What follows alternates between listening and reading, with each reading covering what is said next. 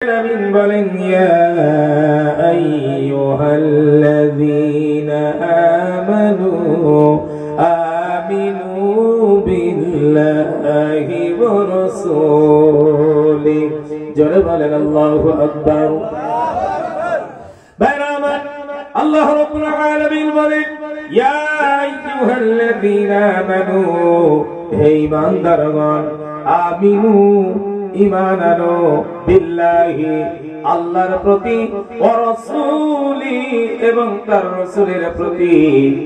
এখন বলেন আল্লাহ রাব্বুল আলামিন এই কথা কাদেরকে বললেন? ঈমান আনার কথা কাদেরকে বললেন? বলেন ঈমানদারদের। আলহামদুলিল্লাহ, আমার বাবাজিরা ভালো বোঝে, ঈমানদারদের বললেন।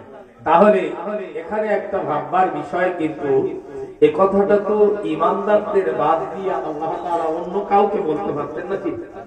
যেহেতু আল্লাহ বললেন হে ঈমানদারগণ, তোমরা ঈমান আনো আল্লাহর প্রতি এবং রাসূলের প্রতি, তো ঈমানদারদের বলার দরকার ছিল কি? এটা কোন কাফের, কোন অন্য কোন ধর্মাবলম্বী তাদের দিকে লক্ষ্য করে তো আল্লাহ বলতে পারতেন, কিন্তু ঈমানদারদের বললেন কেন? ঈমান দুটি অর্থে ব্যবহৃত হয়েছে। এক নম্বর হলো যে ঈমানদার অস্বীকৃতি থেকে বিরত থেকে স্বীকৃতির পথ অবলম্বন করা, অর্থাৎ অস্বীকারীদের থেকে দূরে সরে স্বীকৃতি দানকারীদের পথে শামিল হয়ে যাওয়া, এটা এক।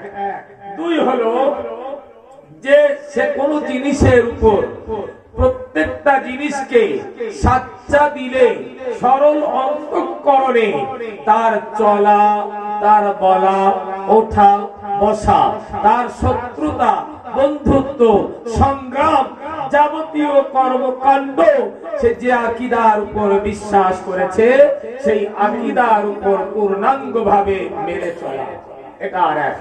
তাহলে প্রথম ঈমানদারদের প্রথম অর্থে তাদেরকে দ্বিতীয় অর্থে শামিল হওয়ার জন্য আল্লাহ তাআলা নির্দেশ দিলেন।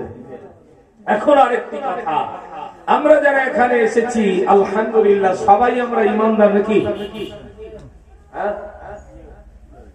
আসলে কেউ কেউ জি বললো, আবার কেউ কেউ চিন্তা করছে, চুপ করে আছে, আবার মনে মনে হচ্ছে যে কি সর্বনাশ যে করেছি পিছনে, দুনিয়ার কেউ যাবে না, কি সর্বনাশ করেছে আল্লাহই ভালো জানে, ঈমানদার কি করে বা বলি, এও এক চিন্তা, ঠিক না?